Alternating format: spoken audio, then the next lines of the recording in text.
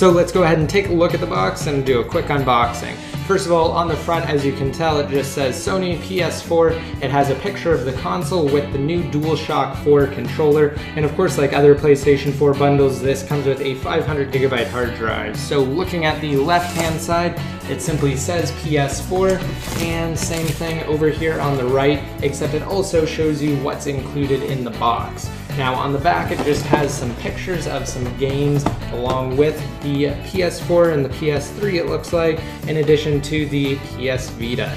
So let's go ahead and actually cut this piece of tape on the top here, and then we'll go ahead and open the box. Alright, so easy enough. And then this tab, I believe, just lifts out like so, and then the flap for the front pulls out. So let's go ahead and unbox this. I'm going to flip it back around because I can already tell if I open it that way, everything will fall out. So here we go. We have the PlayStation 4 in the middle here with some plastic wrap on it. We also have the DualShock 4 controller. Let's go ahead and take this out right now. Alright, so here's the new controller. I can already tell just by picking it up, it definitely feels nice, better than the PS3 controllers I've used. I've never actually owned a PlayStation. Up until this point, I've usually owned either Nintendo systems or also the Xboxes. I've owned both the original Xbox and the Xbox 360, but I mean, Sony this time around is just killing it with their PlayStation 4. So this controller definitely feels better than its predecessor, the DualShock 3 controller. It also has two little pieces over here on the left and right, just protecting it. And we also have the touchpad in the middle, which acts as a button in addition to, well, being a touchpad. It actually clicks down too, which is interesting. I didn't know whether it would be like a trackpad or not, but apparently it does feel kind of like a trackpad, almost like what you kind of find on a MacBook. Now setting that to the side, let's bring these two out. So we have a special offers booklet here. I'm just going to set that off to the side. Also a quick start guide. We know where that goes, to the left as well. And let's see what we have in this compartment.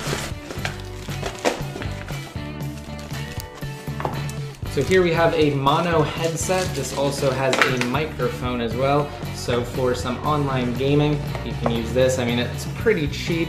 I would definitely want to use something else personally for any extended period of time, but it'll do for those who are just starting out. And we have an HDMI cable here, so this is really great. I believe one of the first consoles to ship with an HDMI cable just for the standard console itself was the Nintendo Wii U. This is the first PlayStation to ship with an HDMI cable, so definitely great that it includes one. You don't have to purchase one separately. We of course have a power cable here, and it looks like a USB cable. So let's go ahead and set everything off to the side, and we'll pull the PlayStation 4 out now.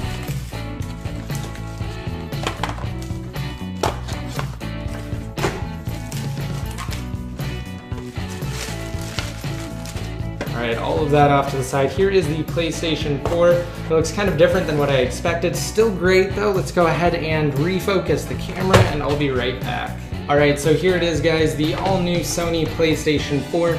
It is definitely more of a square with two slanted edges in the opposite direction.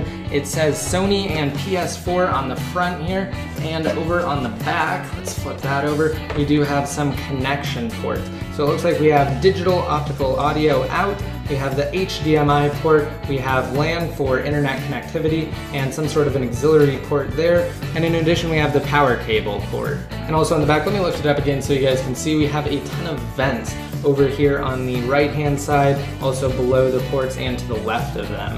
And then over here on the top we have a couple of logos just for the different technologies the PS4 incorporates. So of course HDMI, Blu-ray, Dolby, True HD for the sound, and again back to the front.